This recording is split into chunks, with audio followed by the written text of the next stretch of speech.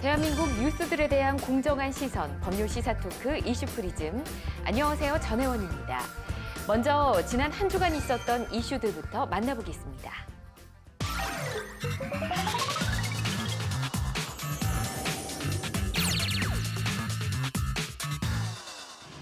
불법 파견 판정을 받은 파리바게뜨가 합작법인 출범을 강행하자 고용노동부가 기한 내 직접 고용 의무를 이행하지 않으면 곧바로 과태료를 부과하겠다고 경고하고 나섰습니다.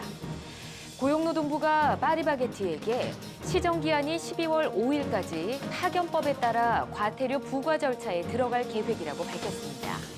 이는 파리바게뜨가 노동부의 시정명령인 직접 고용을 대체할 방안으로 가맹본사와 가맹점주협의회, 협력업체 등 3자가 합자한 해피파트너즈를 출범한 것과는 별개로 불법 파견에 대한 범죄 인지 및 직접 고용 의무 위반에 대해서 시정되지 않을 경우 원칙대로 처벌에 나서겠다고 재차 강조한 것인데요. 재계와 정부 그리고 노동계가 복잡한 관계로 얽혀있는 이번 사건이 어떻게 결말을 맺을지 여론의 이목이 집중되고 있습니다. 1963년 처음 시행됐던 직업계고 산업체 파견 현장 실습 제도가 시행 50여 년 만에 전면 폐지됩니다. 최근 현장 실습생들과 관련된 연이은 사고 사례가 알려지자 정부는 1963년부터 시행됐던 직업계고등학교의 산업체 파견 현장 실습 제도를 전면 폐지하기로 결정했습니다. 현장 체험학습이라는 좋은 취지에도 불구하고 그에 따른 부작용이 너무 크기 때문이라는 이유인데요. 대신 직업계고등학교의 특성을 감안해 학습 중심의 현장 실습은 제한적으로 시행하겠다는 계획입니다. 맹견으로 인한 피해를 예방하기 위한 맹견관리 강화 법안이 국회에서 가결됐습니다. 국회 농림축산식품해양수산위원회가 맹견관리 의무를 강화하는 내용의 동물보호법 개정안을 가결했습니다. 개정안에 따르면 맹견으로 인한 피해를 예방하기 위해 외출할 때 맹견의 목줄과 입마개 등 안전장치를 장착하도록 하는 등 맹견 소유자의 의무를 명확히 함과 동시에 어린이집이나 초등학교 등 특정 시설에 대해서는 맹견의 출입을 금지하도록 하는 관리 의무 내용도 포함하고 있는데요. 만약 법으로 규정한 이 같은 맹견 관리 의무를 위반해 사람을 사망에 이르게 하면 맹견 소유자는 3년 이하의 징역 또는 3천만 원 이하의 벌금에 처해진다고 합니다. 국회가 강간 미수범에 대해서도 이른바 화학적 거세를 하는 내용을 담은 성폭력 범죄자의 성충동 약물 치료에 관한 법률 일부 개정안을 의결했습니다. 개정안에 따르면 약물 치료, 즉 화학적 거세 대상 범죄에 강도 강간 미수죄를 추가하는 내용을 담고 있으며 또한 아동 청소년 강간 등 상해 치상죄 및 아동 청소년 강간 등 살인 치사죄를 약물 치료 대상 범죄에 추가했는데요. 다만 카메라 등을 이용한 촬영죄, 이른바 몰카범의 경우 정부가 제출한 법안에는 약물 치료 대상에 포함됐지만 상임위 심사 과정에서 제외됐습니다. 익산 약촌오거리 택시기사 살인강도 사건 진범으로 지목돼 1심에서 징역 15년을 선고받은 피고인이 항소심에서도 중형을 피하지 못했습니다. 광주고법은 약촌오거리 택시기사 살인강도 사건 항소심 선고 공판에서 진범인 김모 씨에게 원심과 같은 징역 15년을 선고했습니다. 재판부는 검사와 피고인의 항소를 모두 기각하고 원심을 유지한다며 피고인이 범행을 사전 공모하고 범행 수법이 잔혹한 점, 증인들의 진술이 일관된 점, 살인은 어떠한 방법으로도 피해를 복구할 수 없는 중대한 범죄라는 점 등을 들어 판결의 이유를 밝혔습니다. 지금까지 주간 브리핑이었습니다.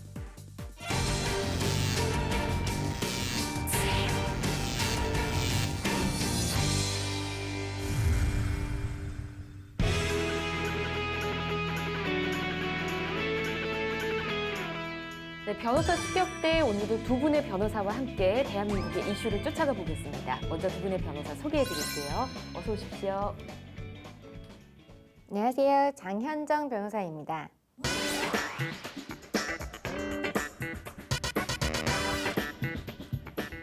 안녕하세요. 최익구 변호사입니다.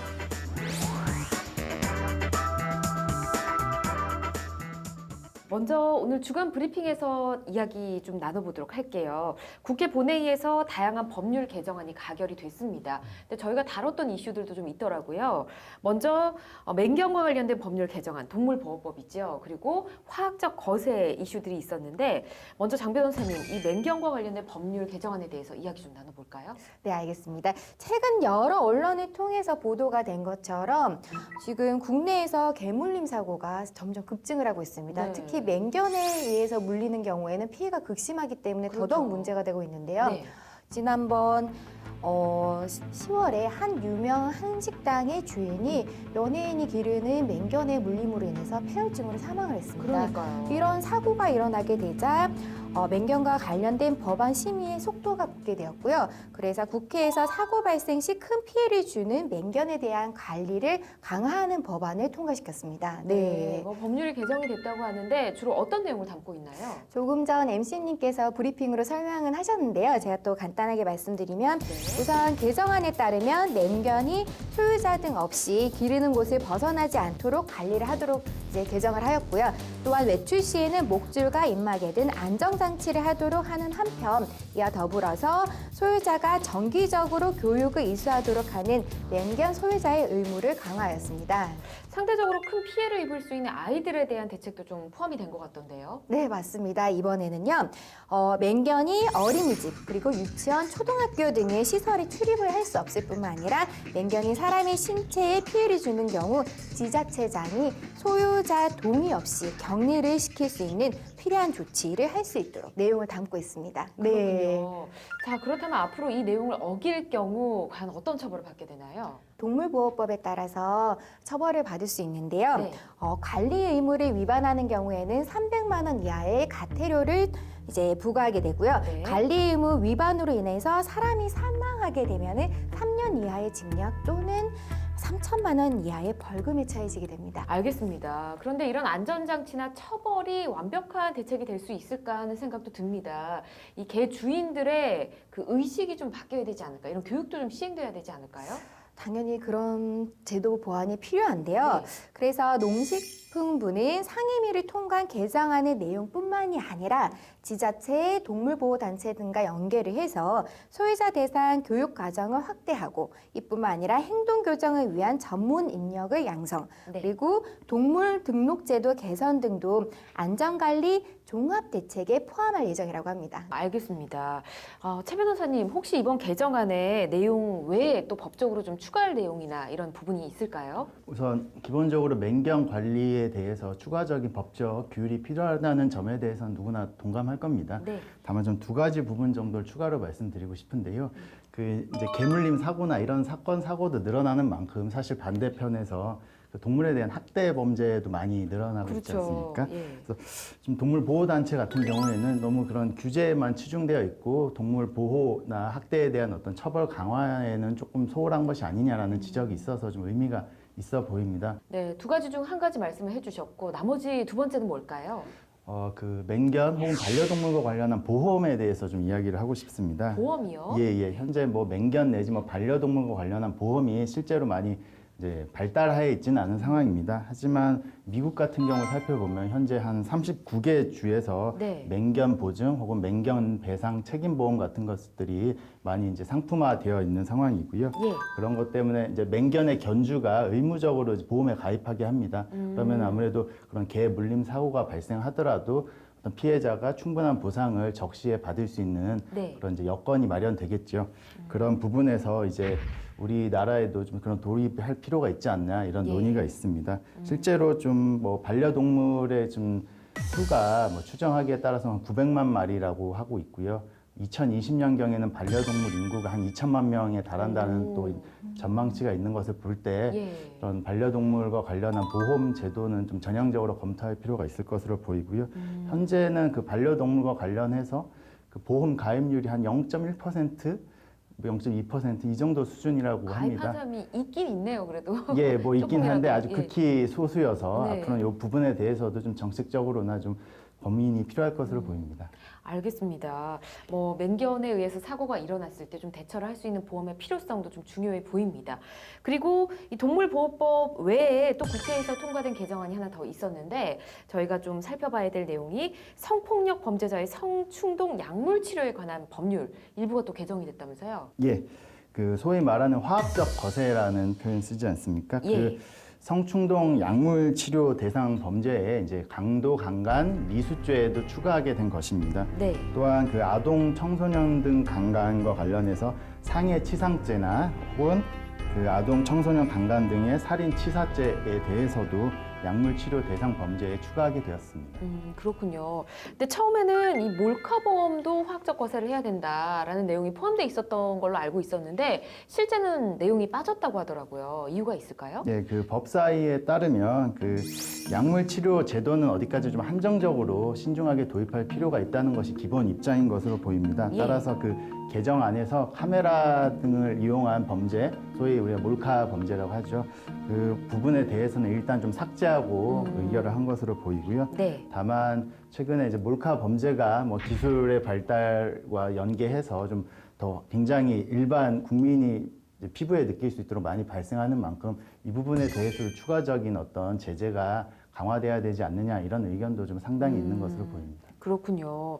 성범죄자에 대한 약물 치료, 이 화학적 거세가 얼마나 효과가 있을지도 좀 궁금합니다. 예, 그 성충동 약물 치료는 주기적으로 주사를 놓거나 알약을 이제 네. 좀 처방해서 남성 호르몬 생성을 억제해서 성욕을 좀 이제 감퇴시킨다는 것으로 알려져 있습니다.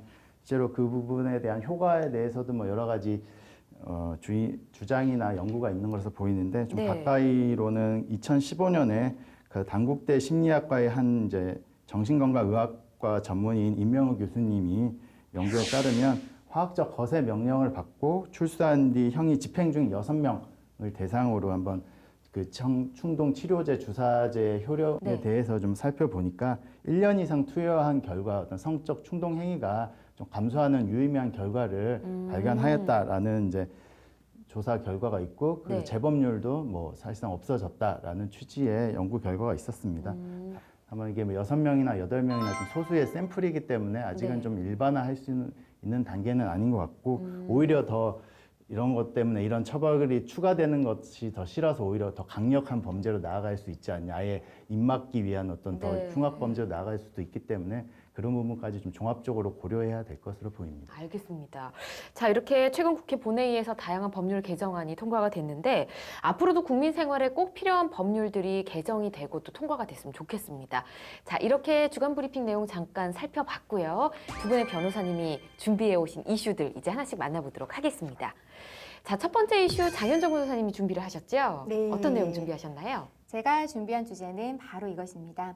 요즘 우리 사회에서 찬반 여론이 뜨겁게 일고 있는 문제인데요. 최근 이슈인 노키즈존 그리고 이와 더불어 알바 인권법에 대해서 이야기해 보도록 하겠습니다.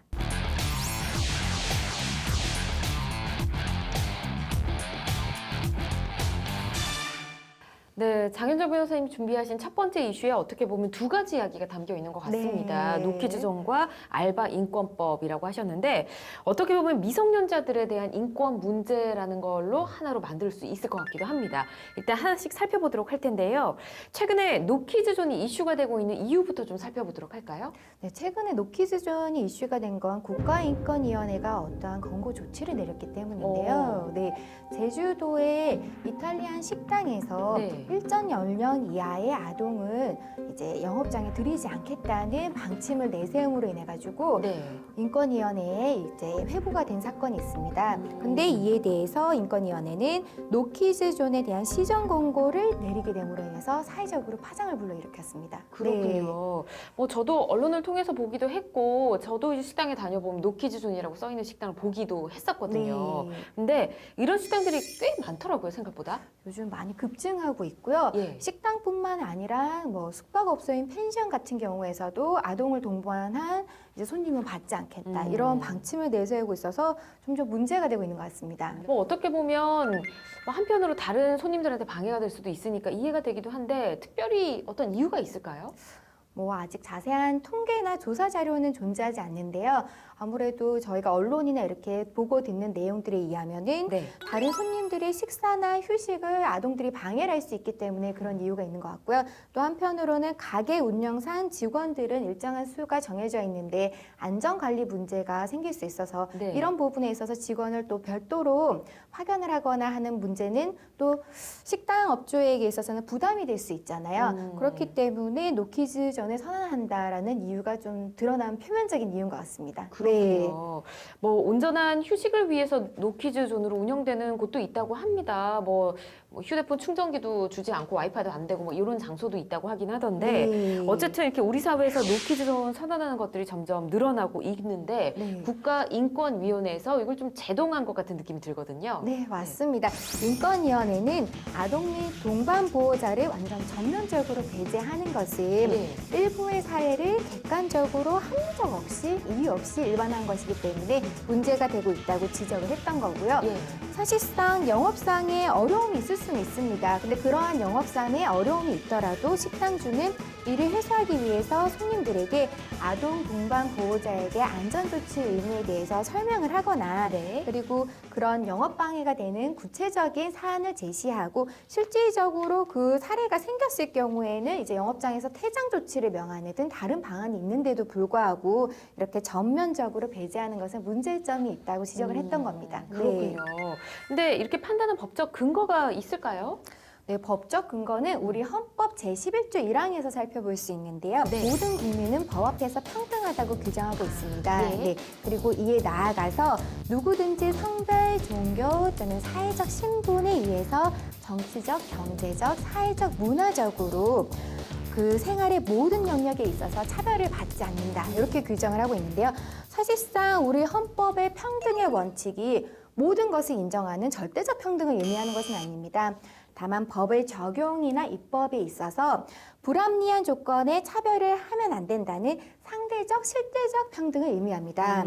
그렇기 때문에 합리적인 근거가 없이 차별하는 경우에 하나여서만 평등의 원칙이 위반되고 있다고 볼 수 있는데요. 사실 이 사안에서는 헌법 제11조 1항을 근거로 보더라도 합리적인 이유가 없는 차별이라고 해서 제재 예. 조치를 이제 요청을 한 것입니다.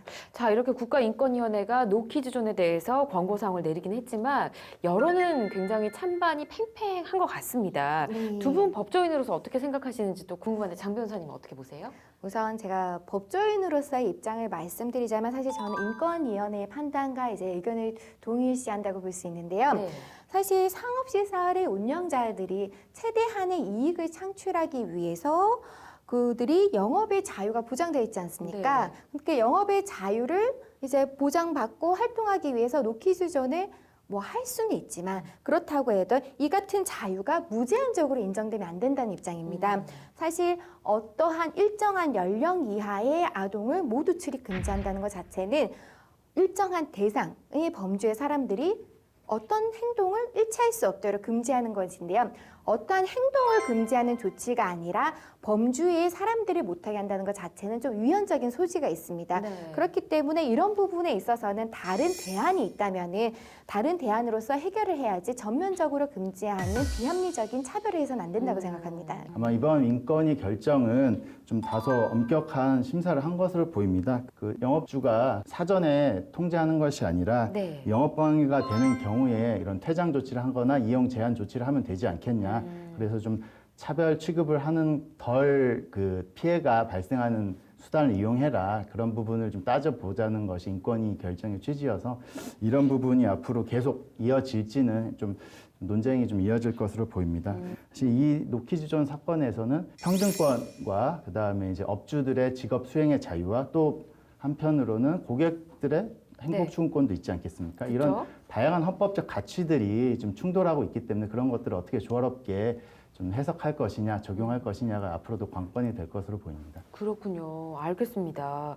만약에 어떤 레스토랑이나 뭐 숙박업소에서 노키즈존이다 해서 이렇게 아이들의 출입을 좀 막았다든지 그럼 이에 대해서 어떤 법적 소송 같은 걸 할 수 있는 근거가 있을까요? 일단 인권위의 시정 공고라는 게 있었는데 예. 그 부분은 사실 강제력이나 구속력은 있지 않습니다. 네. 그렇기 때문에 뭐 그런 시정 공고를 받은 그 제주대 그 식당도 뭐 그냥 시정권과 관계없이 노키즈존을 그대로 운영해도 일단 뭐 현행법상 위법하는 건 전혀 없고요. 예. 그 식당이나 종업원에게 그 손해배상 책임을 이제 물리는 판결이 계속 있기 때문에 이 위험 예방 차원에서 업주나 종업원이 그렇게 하겠다는 것을 지금 현행 법상은 처벌할 수 있는 근거 규정은 없어 보이고 예, 그렇기 때문에 노키즈존을 게다가 뭐 여론조사 같은 거 보면 노키즈존이 필요하다는 또 여론도 다수 존재하는 것을 볼 때 이것이 어떤 민영사상 조치로 해결할 수 있는 문제는 아닌 것이 네. 아닌가라고 보입니다. 알겠습니다. 자, 우리가 지금까지 얘기했던 노키즈존과 함께 또 하나 발의된 것이 있었죠. 바로 알바 인권법인데, 자, 이건 어떤 내용을 포함하고 있는지 좀 들어볼까요? 사실 이 법안은 TV 인기 프로그램에서 이제 내용이 나왔었는데요. 네. 무한도전 보신 적 있으세요? 무한도전은 네. 뭐 너무나 유명한 네. 프로그램인데 네. 저는 알바 인권법 나온 그 회차는 못 봤어요. 아, 그러세요? 네. 지난 4월 이정미 의원이 무한도전에 출연을 해서 발의를 약속했던 법안입니다. 그리고 실질적으로 이제 이번에 발의가 이루어졌습니다. 그렇군요. 네. 그래서 정확한 명칭은 산업안전보건법 일부 개정 법률안이고요. 이 개정 법률안의 내용을 살펴보면 고객을 직접 대면하거나 전화 등으로 상품의 판매 및 서비스를 근로자에게 제공하는 경우 고객에 의한 폭언, 폭력, 괴롭힘에 따른 장애를 예방하기 위해서 사용자는 해당 고객 등으로부터의 분리 및 업무 담당자 교체, 또한 업무의 일시적 중단 또는 전환, 휴식 시간의 연장, 해당 근로자에 대한 치료 및 상담 지원, 고객의 폭언, 폭력, 괴롭힘에 대응하고 이를 관리하는 부서를 설치, 운영, 해당 사업장의 근로자 보호에 대한 안내문 부착 등 조치를 취해야 한다면 이를 어길 경우에는 500만 원 이하의 과태료를 부과하게 되는 것을 골자로 하고 있습니다. 자세한 내용을 또 말씀을 해주셨는데 사실 그동안 이 아르바이트생에 대한 인권 문제가 꾸준히 제기되지 않았습니까? 뭐 다양한 피해 사례도 있었습니다. 구체적으로 어떤 일들이 있었죠? 예, 뭐 이미 다 잘 알고 계시는 것들입니다. 기본적으로 임금 체불 대표적으로 볼 수 있고요. 네. 뭐 최저임금 제대로 지급하지 않는 것도 역시 대표적인 것입니다. 또한 아까 이 법안 제출된 경위와 관련하여서도 그 이제 알바생이란 이유만으로 그 이제 업주나 아니면 이제 손님에게 폭언 뭐 이런 것들 폭언 폭행까지 당하는 경우들 자주 있었고요. 네. 그다음에 이제 연장 근무를 많이 하게 되는데 그 부분에 대해서 사실 이제 연장 근로수당이나 이런 부분에 좀 개념이 좀 상대적으로 희박해서 잘 지급되지 않는 경우 이런 것들이 많이 있었던 것 같습니다. 네. 또한 실제로는 요즘 뭐 CCTV로 알바생 좀 감시하는 거 아니냐라는 취지의 제보나 뭐 목격담 같은 것도 좀 많이 전해지고 있는 것으로 보입니다. 네, 그래서 그런지 이 해당 법안을 발의한 이정미 의원이 이런 말을 했죠. 고객응대 노동자는 서비스를 제공하는 사람이지 인격을 파는 존재가 아니다. 이렇게 얘기를 했었는데 이번 법안을 통해서 고객들의 부당한 갑질에 지친 우리 아르바이트생이 그 행태를 거부할 권리를 가지게 된 것이 좀 마음이 좀 훈훈해지는 것 같습니다. 우선은 그 아르바이트생들의 노동 환경이 열악한 부분이 있었을지 않았을까 이런 부분에 대해서도 좀 생각을 해봐야 될 것 같은데 이 인권을 보장하기 위해서 어떤 법적인 제도들이 필요하지 않을까 싶거든요. 어떻게 생각하시나요? 네, 이번에 이렇게 발의된 알바 인권법이 이제 저는 통과가 되었으면 좋겠다는 생각이 들고요. 네. 이것뿐만이 아니라 이제 알바생들의 안전보장 대책도 좀 시급히 마련이 됐으면 좋겠습니다. 네. 지난달 제주도에서 이제 실습을 하던 친구가 안타깝게 너무 사망하는 사고가 안타까웠죠. 있었죠. 예. 근데 이 사각지대에 놓여 있는 부분에 있어서는 안전 대책이 항상 문제점이 제기가 되고 있는 것 같습니다. 그렇기 때문에 이제 정신적인 이런 노동 부분에 있어서 알바 인권법이 제정됐다면 실질적인 신체적으로 가해지고 있는 이런 부분에 있어서도 안전 대책 마련이 시급해 보입니다. 그 알바생에게도 여전히 그 근로기준법이 적용된다는 것이 가장 중요한 이제 포인트가 아닌가 싶습니다. 네. 사실은 이제 알바생은 적용 안 되는 거 아니야라고 생각하는 사업주분들 좀 많으실 것 같아서 이 부분 분명히 이제 짚고 넘어가야 될 것 같고요. 예. 특히나 그 15시간 이상 일하는 근로자인 경우에는 알바인지 여부랑 관계없이 네. 그 일한 시간에 비례해서 그 주 휴일이나 연차 휴가도 유급으로 이제 지급되고요. 여성인 경우에는 생리 휴가나 산전 후 휴가까지도 지급될 수 있다는 점 제일 중요한 것 같습니다. 그래서 사실은 뭐 새로운 법 제도가 필요한 것이 아니라 물론 이런 법안도 나오지만 이미 있는 그 법 제도를 잘 지키고 많이 알려지는 것이 또 중요한 것이 아닌가라는 생각을 하게 됩니다. 예. 그래서 알바, 거의 그 단기간 근로자가 좀 추가적인 보호를 받는 것도 중요하지만 지금 현행 있는 제도 잘 살려서 쓰는 거 계속 앞으로 추진해 나가야 할 과제일 것 같습니다. 알겠습니다. 자, 지금까지 노키즈존과 알바 인권법, 우리 미성년자들에 대한 권리 이야기를 좀 나눠봤습니다. 노키즈존 생각을 먼저 해보면 우리 아이들이 차별받지 않는 것도 중요한데 식사를 하거나 숙박업소를 이용하는 사람들의 권리도 참 중요할 것 같습니다. 뭔가 절충할 수 있는 방안이 없을까 싶은데요. 변호사님 어떻게 생각하세요? 사실 이렇게 노키즈존이 이제 나오게 됨으로 인해서 오히려 한편의 시각에서는 웰컴 키즈존을 내세우는 상업시설도 늘어나고 있습니다. 반대로요? 네. 사실상 이제 노키즈존이라는 것은 영업장에 있어서는 이제 아이들을 받지 않음으로 해서 이제 소음이나 소란으로부터 벗어나겠다라는 의미도 있지만 네. 또 웰컴 키즈존을 표방하는 이런 또 다른 식당에 있어서는 우리 사회가 우리 아이들을 건강하게 성장할 수 있도록 배려해주지 않는다면 어떻게 사회가 원만하게 돌아갈 수 있느냐 이런 입장을 내세우고 있습니다. 네. 사실상 저는 이런 부분에 있어서는 사회적인 대화가 충분히 필요하다고 생각을 하고요. 그렇기 때문에 이 부분에 대해서 무조건 거부하거나 노키즈존에 대해서 찬성하는 방향으로 가기보다는 어떻게 우리가 바람직하게 이 문제를 해결할 수 있을지에 대해서 논의를 해보고 제반 시설 마련에 대해서 국가가 어떤 정책을 지원할 수 있는지에 네. 대해서도 함께 이루어져야 될 것 같습니다. 결과적으로 가장 좀 실효성 있는 대안은 좀 결국엔 국가가 좀 나서줘야 된다.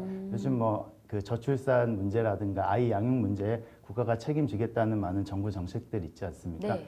그런 의미에서 그나마 좀 실현 가능한 대안으로는 그런 그 웰컴 키즈존, 예스 키즈존을 운영하는 분들에 대해서 좀 뭐 세금 감면이라든가 이런 식의 인센티브를 제공한다면 세금 감면은 사실 뭐 돈이 추가로 드는 것도 아니고 당장 시행 가능한 부분이기 때문에 그렇다면 좀 상대적으로 그런 쪽으로 노키즈존 말고 다른 쪽도 좀 생각할 수 있는 여지가 많이 늘어나지 않을까 이렇게 생각합니다. 알겠습니다.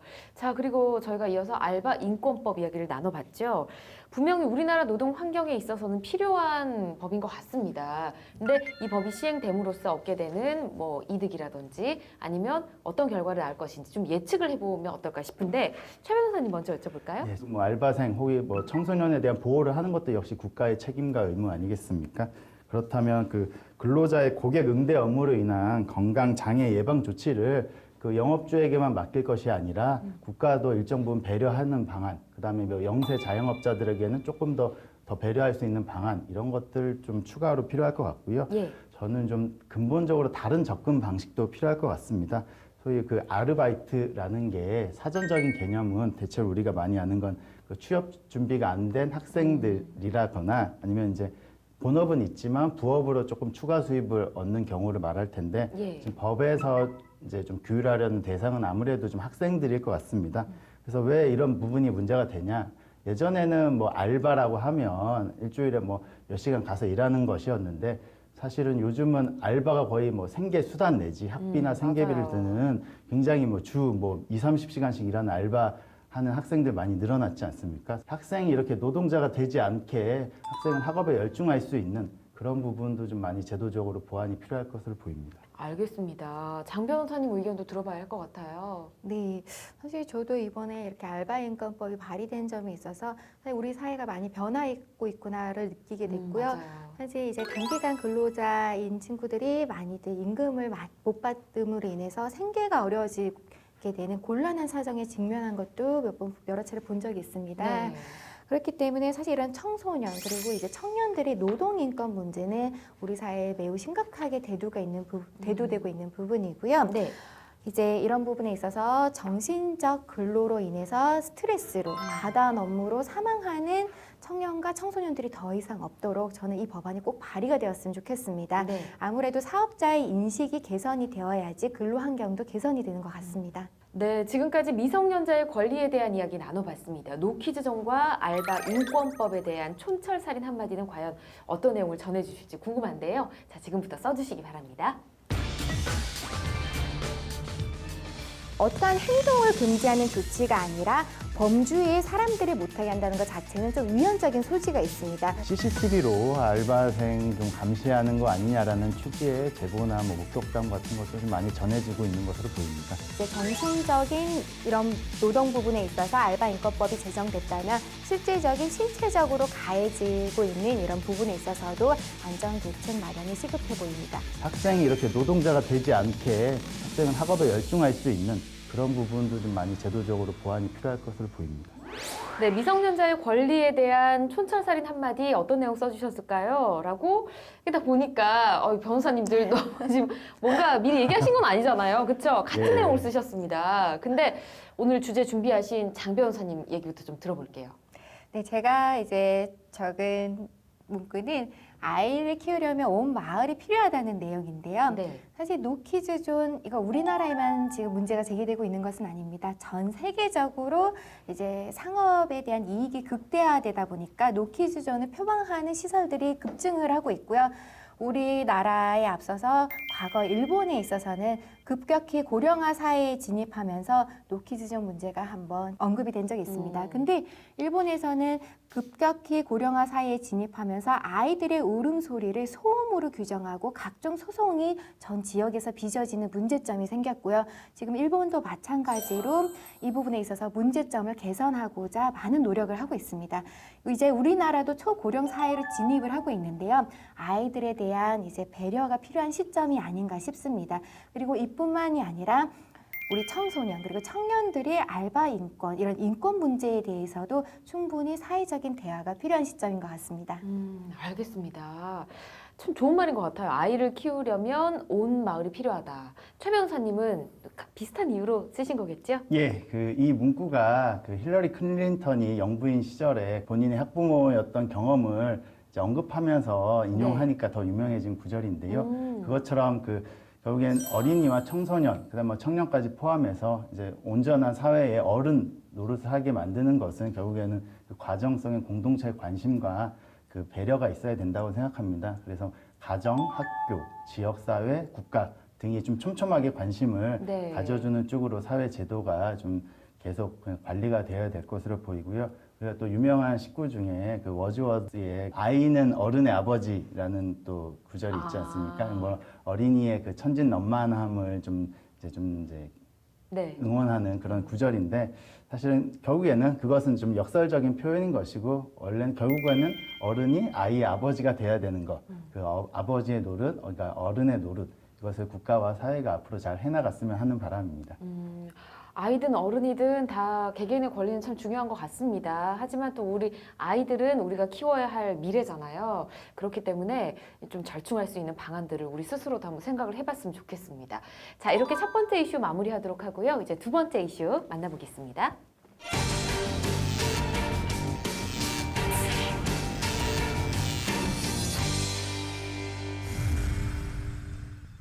변호사 추격대 두 번째 이슈 만나보도록 하겠습니다. 이제 최익호 변호사님이 준비를 하셨는데 어떤 주제인가요? 예, 제가 오늘 준비한 주제는 김영란법 개정 논쟁에 대해서 한번 준비해 왔습니다. 이제 김영란법 청탁금지법이 시행한 지 1년을 넘었는데요. 이것과 관련해서 최근에 개정을 해야 된다는 주장이 좀 비등하고 있고 그에 맞서서 현행 제도를 유지해야 한다는 의견이 팽팽하게 맞서고 있습니다. 이러한 개정 찬반 논쟁에 대해서 한번 이야기를 나눠보고자 합니다.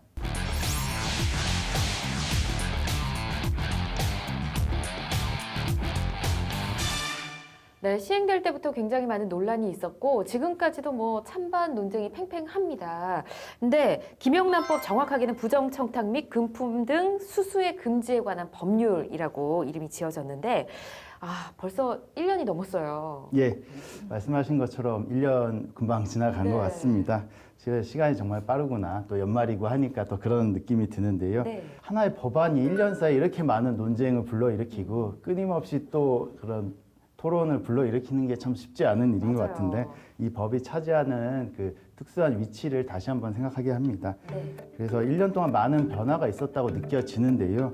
최근 1년 사이에 법인카드를 이용한 유흥주점 결제가 줄고 일반 음식점 결제가 늘어난 것으로 파악됐다고 하고 있습니다. 그렇군요. 뭐 아무래도 예전에는 뭐 접대하면 좀 고가의 유흥 음식점을 많이 갔었던 것 같은데 일단 뭐 비율이 줄었다는 이야기잖아요. 어느 정도 줄었나요?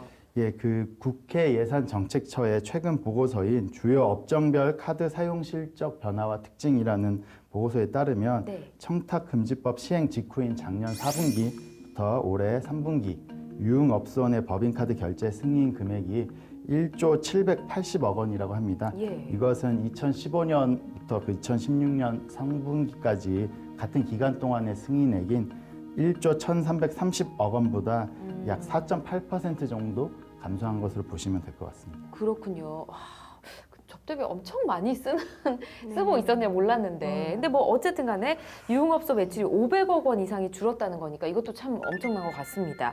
근데 이 김영란법 내용에 대해서 개정이 필요하다라는 이야기가 계속해서 나오고 있었거든요. 예, 그 MC님께서는 혹시 3, 5, 10 규정에 대해서 들어보셨나요? 네, 3, 50 알고 있지요. 식사는 3만 원, 선물은 5만 원, 그리고 경조사비 10만 원. 한도가 있는 거죠? 이게 뭐 그렇게 아마 전 국민적으로 많이 알려진 이제 법률 상식이 된 것 같습니다. 네. 다만 좀 유의하실 점이 이 3, 5, 10이라는 것이 절대적인 기준은 아니다라는 것을 좀 유의하셔야 될 것 같은데요. 네. 그 3, 50만 원 그 미만이라도 직무 관련성이 있고 대가성이 인정되면 그 어떠한 금품도 지급해서는 안 되는 것이 원칙입니다. 네. 그것이 청탁금지법의 원칙이고요. 이러한 3, 5, 10 규정과 관련하여서 또 의도하지 않게 피해가 발생하는 업체들이 있다고 하는데요. 또 네. 어떤 곳인지 알고 계십니까? 저희 이슈에서도 잠깐 좀 다뤘던 적이 있었어요. 뭐 화해동가도 피해를 입고 네. 있다, 뭐 이런 논쟁들도 있었고, 그래서 좀 개정이 필요하다 말들이 있었거든요. 예, 그 청탁금지법이 시행됐을 초기에는 우리가 이제 일단은 먼저 그 밥 먹는 일이 제일 먼저 와닿으니까 아 네. 이거 이러면 그 식당들 뭐 고급 식당들은 다 문 닫는 거냐 이런 이야기들 많이 나와서 그 3만 원이라는 식사 비용 제한이 좀 많이 이슈가 네, 됐었는데요. 뭐 그에 맞는 메뉴도 많이 나왔었잖아요. 그렇죠. 네. 그 뭐 29,000원짜리 메뉴 이런 거. 네, 그 네. 시간이 지나고 뭐 설, 추석, 그다음 뭐 행사가 만 5월 이런 것들을 이제 2017년에 다 겪어보지 않았습니까? 네. 그렇게 막상 겪어보니까 아 이게 뭐 화훼업계라든가 그다음에 농축산수산물 같은 경우에 설 명절 때 선물을 해야 되는데 그 부분 가격 제한에 걸리면서 좀 문제가 되는 경우들이 발생하게 됩니다. 그래서 화훼와 그 경조사비는 좀 분리해서 계산해야 되는 것이 아니냐는 주장도 여전히 있고 네. 그다음 그 국산 농축수산물은 좀 예외를 두는 것이 어떻겠느냐 하는 주장도 있습니다.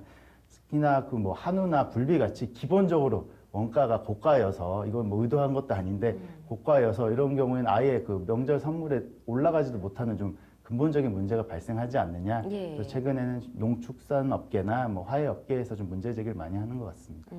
맞습니다. 뭐 스승과 제자 관계에서도 뭐 김영란법에서는 업무 관련성이 있다 해서 학생들은 꽃을 주지 못하고 반장이 대표로 뭐 네. 한 송이만 드린다든지 이렇게 해야 된다라는 내용들도 있었는데 명절 선물 세트 같은 것도 문제가 꽤 많이 됐었잖아요. 네, 변호사님. 그렇습니다. 네. 명절 선물 세트가 참 많이 문제가 됐었는데요. 네. 김영란법 시행 이전에는 고가의 뭐 옥돔이라든지 갈비 그리고 전복 같은 세트들이 정말 불티나게 팔렸습니다. 네. 그런데 김영란법이 시행된 이후로는 소비가 완전 급감하게 됐는데요. 이런 문제점이 제기되게 되자 김영란법이 개정이 되어야 되는 것이 아닌가 하는 의문점이 제기되고 있고 한편으로는 이렇게 개정 얘기가 나오는 거는 결과적으로는 화훼 농가나 농수산물 업체들이 조금 살려주기 위한 이제 대책이 아닌가 싶기도 네. 합니다. 알겠습니다. 그렇다면 김영란법 개정이 필요하다고 이야기하는 분들은 어떤 내용으로 개정을 요구하고 있는 것인지 좀 살펴보도록 할까요? 최근 이제 이슈화된 것은 역시나 그 선물 관련한 5만 원 한도 규정입니다. 예. 그래서 그 부분이 사실은 이제 여론조사 같은 거 이따 말씀드리겠지만 농축수산물만이라도 좀 예외를 두자라는 것에는 좀 상당한 여론의 지지가 있는 것으로 보이고요. 네. 그래서 국민권익위원회 전원위원회에서 최근 농축산수산품에 대해서 이제 한정해서 좀 현행 청탁금지법상 그 금액을 10만 한도를 좀 원으로 늘려주자. 네. 하는 개정안을 두고 전체 회의를 올렸었는데 이게 좀 최근에 부결된 상황이 있습니다. 그래요. 앞서 뭐 여론조사 뭐 살펴보겠다라고 언급을 해주셨는데 조사 결과 좀 알아보도록 할까요? 예, 정말 팽팽한 상황입니다. 그 여론조사 전문기관 리얼미터가 TBS의 의뢰로 그 지난 11월 29일 전국 19세 이상 성인 505명을 상대로 조사한 내용인데요. 바로 얼마 전에 조사했네요. 예. 네. 그 조사는 95% 신뢰 수준의 표본 오차 플러스 마이너스 4.4% 퍼센트포인트인데 이 결과를 보시면 네. 기존의 3, 5, 10 규정을 예외 없이 엄격하게 적용해야 한다는 응답이 47.7%였습니다. 반 정도네요. 예, 거의. 근데 또 예. 농축수산품에 한해서는 좀 한도를 상한을 올려줘도 되는 것이 아니냐 그런 부분에 찬성한다는 응답이 47.4%였고 잘 모르겠다는 4.9%였습니다. 예. 지금 응답률 차이가 찬성 반대가 0.3% 정도 차이 난다고 보시면 될 것 같습니다. 그렇군요. 굉장히 팽팽한 네. 걸 결과를 보니까 알 수 있을 것 같은데 두 의견이 오차범위 아까 0.3% 내외다.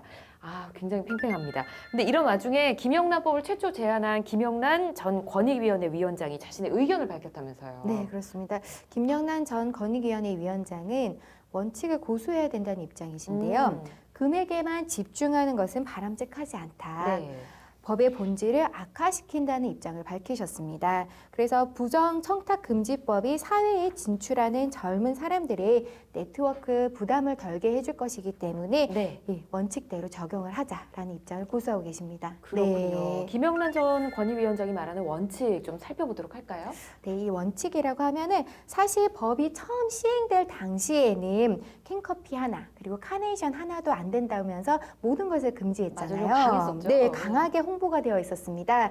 그런데 부정청탁금지법의 취지는 원론적으로는 다 받지 말라는 의미입니다. 이렇게 다 받지 않음으로 인해 가지고 우리 사회를 좀 보다 투명하게 이제 청렴하게 바꿔야 되는 것이 아니냐는 게 이 법의 취지인데요. 현재 농축수산물 선물 상한액을 5만 원에서 이제 10만 원으로 권익위원회는 올리는 개정안과 관련해서는 사실 이렇게 금액에다가 의미를 두게 되면 국민들은 그 금액만큼 허용하는 것이 아닌가라는 생각을 심어줄 수 있어서 좀 부정적인 영향을 미칠 수 있습니다. 네. 그렇기 때문에 국민들이 원칙적으로 다 받지 말라는 것으로 이 법을 고수해야 된다는 주장을 하고 계십니다. 그러니까 결국 어떤 인적 네트워크와 청탁 때문에 사회에 진출하는 젊은이들의 도전이 좌절되지 않도록 해야 된다. 이런 내용인 것 같은데 두 분의 법조인은 어떻게 생각하시는지 좀 의견 들어보고 싶습니다. 최 변호사님 먼저 들어볼까요? 예, 제가 오늘 본의 아니게 다른 쓴소리. 의견들을 많이 네. 전달하게 되는데요. 일단 청탁금지법 제1조를 살펴보시면 네. 이 법은 공직자 등에 대한 부정청탁과 금품 수수 등을 금지함으로써 네. 공직자 등의 공정한 직무 수행을 보장하고 공공기관에 대한 국민의 신뢰를 확보하는 것을 목적으로 한다라고 되어 있습니다. 이 법의 목적은 청년의 사회 진출, 인적 네트워크 이런 것과는 좀 무관한 것이고요. 그런 것들은 오히려 채용 공정화에 관한 법률이나 그런 것들에서 좀 이제 목적을 달성해야 되는 것인데 이게 마치 이 청탁금지법이 우리 사회 모든 어떤 병폐를 일거에 해소해 줄 수 있는 어떤 그런 것으로 좀 오인되는 것은 아닌가 하는 좀 염려가 있습니다. 다만 아무래도 기본적으로 선물이나 접대비에 대한 비용이 절감되는 효과가 분명히 있을 것이고요. 예. 그다음 그런 회식이나 접대가 간소화되니까 상대적으로 좀 사회 초년생인 청년들이 좀 부담을 줄여 나가는 그런 긍정적인 효과도 분명히 있기 때문에 많은 여론이 법을 지지하고 있는 것으로 보입니다. 시행된 지 1년이 지났는데요. 이 시행 이후에 많은 것이 변화됐다고 느끼고 있습니다. 특히 아이를 키우는 입장이다 보니까 이제 어린이집이라든지 상담 일정에 참여를 해야 되는 경우가 있는데요. 네. 많은 어머니들이 더 이상 선물에 대한 고민을 하지 않습니다. 원래는 선물 같은 걸 조금 챙겨갔나 보네요. 항상 이제 법이 시행되기 이전에는 그 어떤 조그마한 롤 케이크라도 하나 사서 가야 될 것 같은 부담감이 존재했었는데요. 네. 그런 부담감이 일절 사라지게 되었고요. 사실은 하나의 사회에 있어서 어떤 문화가 개선이 되려면은 사회적 인식 변화가 있어야 되는데요. 이 김영란법은 우리 사회에 있어서 청렴한 문화를 만들어가는 데 있어서 큰 일조를 하고 있는 것 같고요. 저는 그렇기 때문에 김영란 전 권익위원장이 말씀하시는 원칙, 그러니까 원칙대로 적용을 해서 우리나라에서도 모두 주고받지 않는 설사 감사의 표현을 할 수 있습니다. 하지만 그렇다 하더라도 이런 표현 자체가 서로에게 부담이 되고 왜곡됨으로 인해 가지고 부정한 문화로 이제 형성되지 않도록 그러니까 현재 이 시점에 있어서는 우리가 원칙을 고수하면서 사회 문화를 좀 개선할 필요가 있지 않나 하는 생각입니다. 알겠습니다. 김영란법 개정 움직임이 일어나면서 또 새롭게 주목받고 있는 것이 하나 있습니다. 제가 듣기로는 이게 상품권법이라고 하던데 상품권법.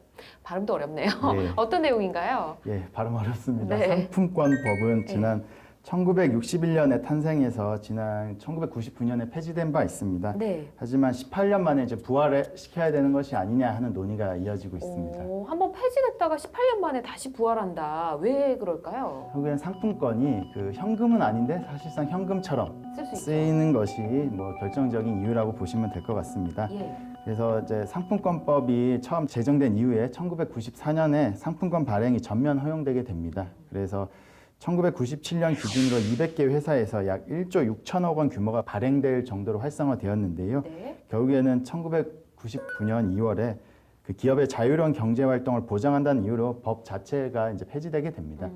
그래서 지금은 뭐 여신 전문 금융업법이라든가 좀 10가지의 어떤 관련 법령들에서 일부 좀 이제 규율하고 있는 것들이 있지만 네. 통할하는 어떤 법 규정은 없는 상태라고 보시면 되고요. 그래서 별도의 등록이나 허가 절차 없이 누구나 인지세만 납부하면 상품권 발행이 가능해지게 되었습니다.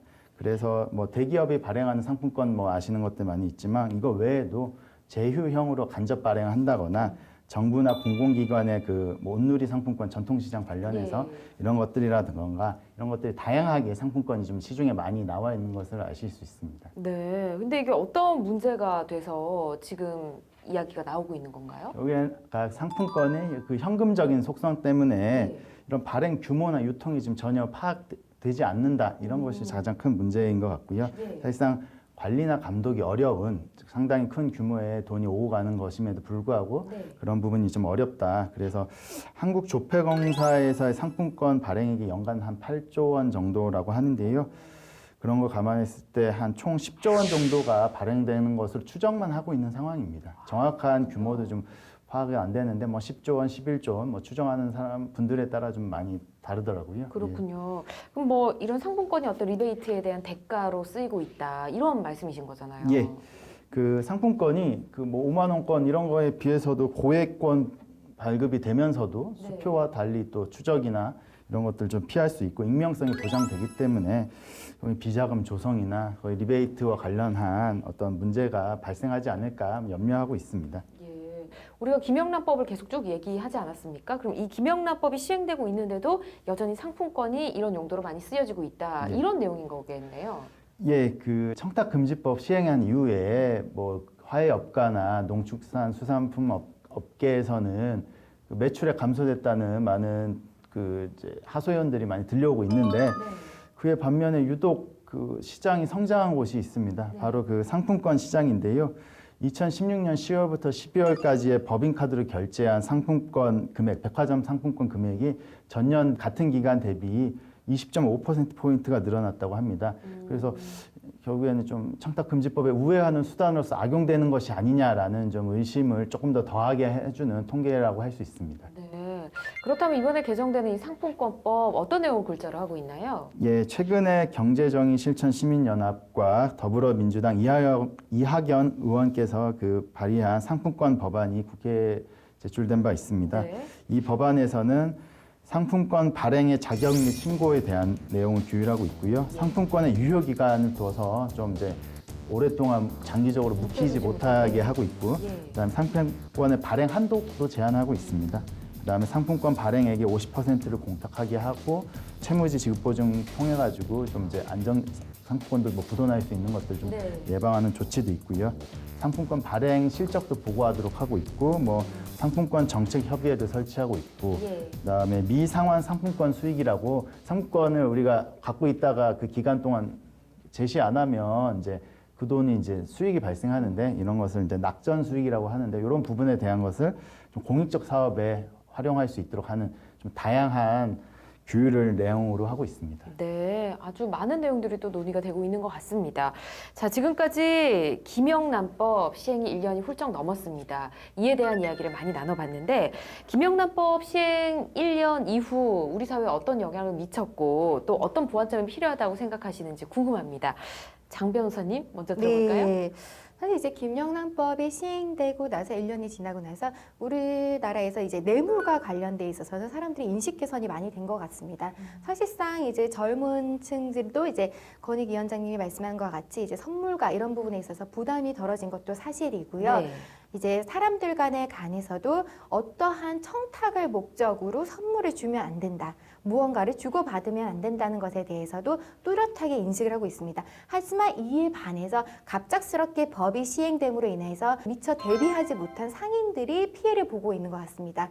그런 상인들도 이제 새로운 제도에 맞게끔 본인들이 변화를 해줘야 되는데 이 변화가 이루어지지 않다 보니까 그에 미치지 못하고 이제 화훼농가라든지 농수산식품업계에 있어서는 어려움을 호소하고 있습니다. 이런 부분에 있어서는 좀 보완책은 필요하다고는 생각합니다. 하지만 우리가 원칙이 통하는 사회가 될 수 있도록 이런 부분에 대해서도 한시적으로만 보완이 이루어졌으면 좋겠습니다. 청탁금지법이 사실은 청탁금지법이 아니었던 건 아세요? 원래 본래 명칭은 그게 아니었거든요. 원래는 그 이해충돌방지법이라고 처음에 초안이 있을 때는 나왔습니다. 네. 기억하실지 모르겠지만 사실 법 제정 당시에는 그 이해충돌을 방지하는 것이 더 중요한, 공직자에게 특히 중요한 게 그 부분인데 네. 그 부분이 좀 뭐 규율하기 어렵다는 취지에서 좀 제외가 됐습니다. 그 부분이 좀 아쉬운 부분인데, 그러니까 공직자 등이 그 자신의 직무를 수행할 때 사적인 이해관계가 있는 것이 가장 문제 아니겠습니까? 네. 사적인 이해관계 때문에 공정한 직무를 수행하기 어려울 때 그 직무에서 배제하는 내용이 이해충돌 방지 조항인데, 이런 부분은 현재 빠져 있는 거죠. 그러니까 들어갈 건 좀 빠져 있고 좀 긴가민가한 건 왕창 들어가 있는 이런 상황이어서 이런 부분도 한번 다시 언급될 필요가 있고, 또 이 법의 약간 허점이라고 느껴질 수가 있는 게, 최근에 우리 공직자가 민간 기업의 뭐 채용이나 뭐 승진을 좀 강요한다거나 뭐 금전 출연을 강요하는 것들 좀 많이 보셨지 않습니까? 그런 부분에서 현재 그 청탁금지법은 공직자들 사이나 아니면 이제 민간인이 공직자한테 어떤 그 뭐 금전을 주거나 이런 부분에 대한 거는 확실히 규율하고 있는데, 공직자가 민간인에게 뭘 하는 거는 좀 명시적으로 규율하지 않더라고요. 물론 뭐 권리행사 방해죄, 뭐 직권남용죄 이런 것들로 규율은 하고 있지만 네. 청탁금지법의 취지에 따르자면 당연히 뭐 있어줘야 되는 것이 아닌가라는 좀 보충이 필요하다고 생각합니다. 네, 청탁금지법에 대해서 두 분의 의견을 들어봤는데요. 약간은 다르지만 필요한 의견들을 좀 주신 것 같습니다. 뭔가 절충해서 좋은 개정 방안이 나왔으면 좋겠는데, 촌철살인 한마디는 어떤 내용 써주실까요? 자, 써주십시오. 현재 이 시점에 있어서는 우리가 원칙을 고수하면서 사회 문화를 좀 개선할 필요가 있지 않나 하는 생각입니다. 공직자들 사이나 아니면 이제 민간인이 공직자한테 어떤 그 뭐 금전을 주거나 이런 부분에 대한 거는 확실히 규율하고 있는데, 공직자가 민간인에게 뭘 하는 거는 좀 명시적으로 규율하지 않더라고요. 금액에다가 의미를 두게 되면 국민들은 그 금액만큼 허용하는 것이 아닌가라는 생각을 심어줄 수 있어서 좀 부정적인 영향을 미칠 수 있습니다. 속도와 달리 또 추적이나 이런 것들 좀 피할 수 있고 익명성이 보장되기 때문에 좀 비자금 조성이나 거의 리베이트와 관련한 어떤 문제가 발생하지 않을까.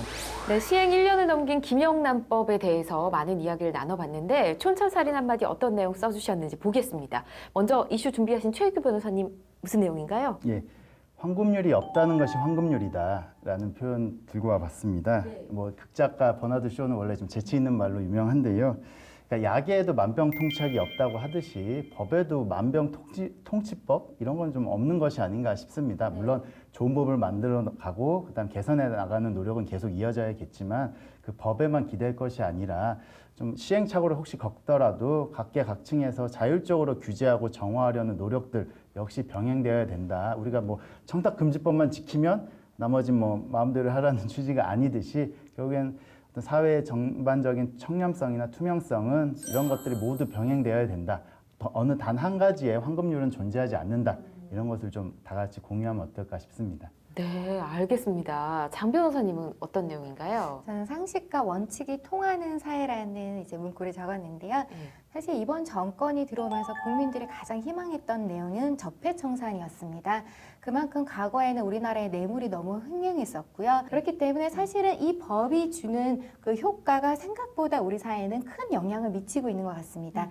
행동 강령으로서 사실 다가와야 되는 법이 너무 지나친 규제가 되는 점이 안타까운 면은 있지만, 우리 사회가 보다 좀 깨끗하고 우리 청년들이 안심하고 사회 활동할 수 있는 나라가 될 수 있도록 저는 원칙과 상식이 통하는 사회가 되었으면 좋겠습니다. 네, 상식과 원칙이 통하는 또 법률 방송의 모토하고 또 연결이 되는 말씀을 써주셨습니다. 자, 김영란법에 대해 많은 이야기 나눠봤고요. 두 분이 써주신 대로 그냥 사실 규정을 하지 않아도 너무나 자연스럽게 알아서 상식과 원칙이 통하는 사회가 될 수 있도록 모두가 좀 노력을 해야 될 것 같다는 생각이 듭니다. 두 번째 이슈 이렇게 마무리를 하도록 하고요. 오늘 함께 해주신 두 분 고맙습니다. 감사합니다. 네, 법률적인 시선을 통한 원칙적인 시사 분석, 법률 시사 토크 이슈 프리즘. 오늘 준비한 순서는 여기까지고요. 저희 다음 시간에 또 대한민국의 이슈와 함께 냉정한 시선으로 돌아오겠습니다. 시청해주신 여러분 고맙습니다.